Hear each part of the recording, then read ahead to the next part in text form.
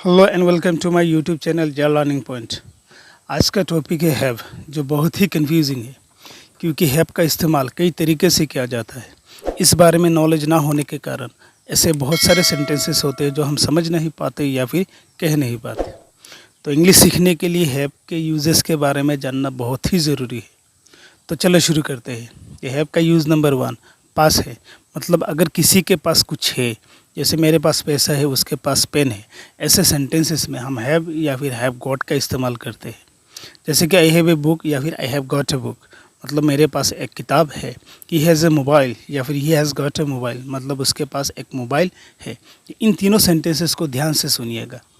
किसी के पास अगर कुछ है या फिर कुछ था, ऐसे सेंटेंसेस में am is are was are plus having का इस्तेमाल हम उस वक्त करते हैं जिस वक्त वो चीज़ हमारे पास होता है, मतलब हमारे साथ होता है, जब हम वो बात बोल रहे होते हैं।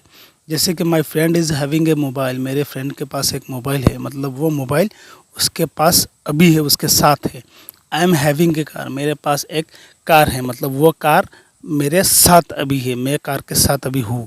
Rahul was having a bike, Rahul के पास एक बाइक था, मतलब उस वक्त जिस वक्त के बारे में बताया जा रहा है उस वक्त राहुल के साथ वो बाइक था।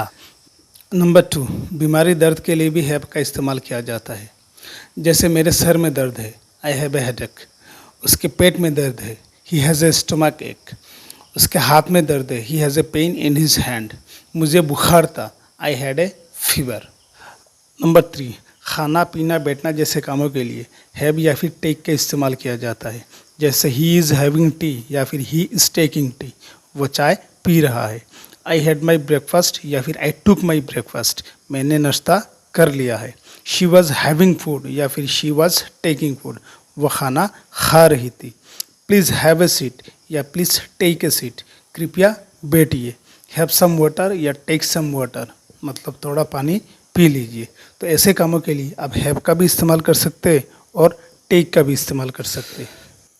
नंबर 4, जब हम अच्छे बुरे एक्सपीरियंसेस या अनुभवों के बारे में बात कर रहे होते हैं, जैसे वी आर हैविंग फन, हम फन कर रहे हैं।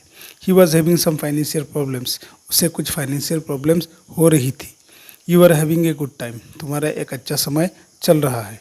तो ऐसे कामों में भी हम हैव का इस्तेमाल करते हैं। नंबर 5, करने के बाद या करके, मतलब किसी काम को करने के बाद जब हम कोई दूसरा काम करते हैं या फिर कुछ होता है। जैसे having finished my homework, I went to sleep, homework करने के बाद मैं सो गया। Having seen you, I am very happy, तुम्हें देखने के बाद मैं बहुत खुश हूँ। Having bought a book, I return home, एक किताब लेने के बाद मैं घर लौट आया। Having had the food, I left for office, खाना खाने के बाद मैं ऑफिस के लिए चला गया। नंबर 6, पाकर, मतलब जब हम किसी को पाकर अपने अनुभव के बारे में बता रहे होते हैं। तो ऐसे सेंटेंसेस में आप हैविंग या फिर टू हैव में से किसी का भी इस्तेमाल कर सकते हैं। जैसे I am very happy to have a friend like you, या फिर I am very happy having a friend like you, तुम्हारे जैसे दोस्त को पाकर मैं बहुत खुश हूँ।